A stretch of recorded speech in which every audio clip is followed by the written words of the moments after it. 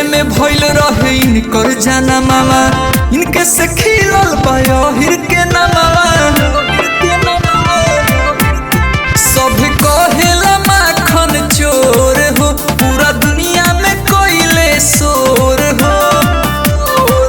इलाल हवे जसोदा मैया के जन्मदिन हवे, जन्मदिन हवे कृष्ण कन्हैया के जन्मदिन हवे, जन्मदिन हवे कृष्ण कन्हैया के जन्मदिन हवे।